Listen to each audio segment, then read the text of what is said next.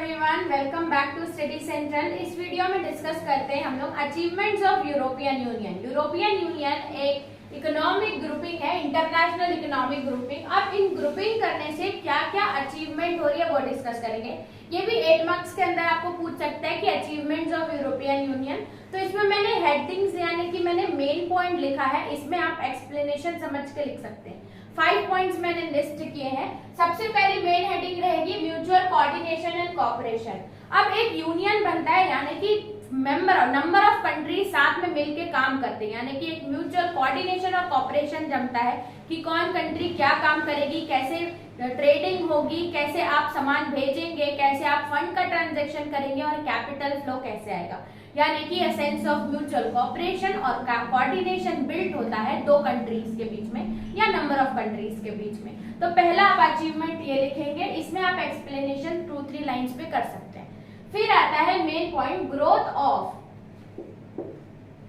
Of international trade. अब इतनी सारी कंट्रीज यानी कि नंबर ऑफ कंट्रीज 15 कंट्रीज आपस में मिलकर ट्रेडिंग कर रही है एक यूनियन बना के, यानी कि 15 कंट्रीज के आपस में ट्रेडिंग बढ़ेगी, क्योंकि यूनियन बना के जब भी वो लोग ट्रेडिंग करते हैं तो उनमें बहुत सारे उनको चांसेस या डिडक्शंस दिए जाते हैं, सब्सिडीज दी जाती है, छूट दी जाती है, जैसे कि उनको कोटा नहीं लगते, अननेसेसरी टैक्स नहीं देना पड़ता। तो दिस विल प्रमोट ट्रेडिंग, दो कंट्रीज के बीच में ट्रेडिंग इंप्रूव होगी, प्लस और भी सारे ट्रांजैक्शन होंगे और ट्रेडिंग इंप्रूव होने से मार्केट भी एक्सपैंड होगा। तो ये एक अचीवमेंट है, ग्रोथ ऑफ इंटरनेशनल ट्रेडिंग। फिर आता है encouragement to freedom. Encouragement to freedom यानी कि now countries are free to trade, यानी कि 15 कंट्रीज आपस में किसी भी कंट्रीज से ट्रेड कर सकती है, उनसे मिल सकती है, एक्सचेंज ऑफ थॉट होगा, यानी कि सेंस ऑफ फ्रीडम उनके अंदर आएगी कि वो आसानी से ट्रेडिंग कर सकते हैं।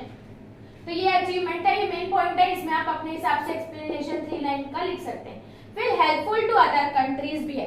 एक अचीवमेंट और ऐड करते हैं हम लोग यूरोपियन यूनियन के अचीवमेंट में, वो ये है कि ये सिर्फ अपनी मेंबर कंट्रीज की ही हेल्प नहीं करता, बाकी कंट्रीज को भी एक्सपोर्ट इंपोर्ट में हेल्प करता है।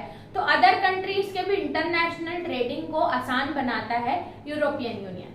फिर फिफ्थ हमारी अचीवमेंट आता है competition and opportunity. Healthy competition build होता है अगर हम मिलके ट्रेडिंग करते हैं एक फॉर्म बना के, प्लस अपॉर्चुनिटी भी मिलती है काफी कंट्रीज को अपने सामान को सामने लाने की, प्रमोट करने की, ट्रेड करने की, और इसमें टेक्नोलॉजी स्ट्रक्चर सारे कंट्रीज से चेंज होते हैं, यानी काइंड ऑफ डेवलपमेंट होता है। तो अपॉर्चुनिटीज तो है ही, साथ में चैलेंज है, और अपॉर्चुनिटीज यानी कि जो कंपटीशन है वो हेल्दी कंपटीशन है। तो ये अचीवमेंट्स आप लिख सकते हैं यूरोपियन यूनियन में। तो इस टॉपिक में इतना ही रखते हैं, चलते हैं नेक्स्ट वीडियो में, देखते हैं इस चैप्टर का नेक्स्ट टॉपिक। तब तक के लिए थैंक्स फॉर वॉचिंग।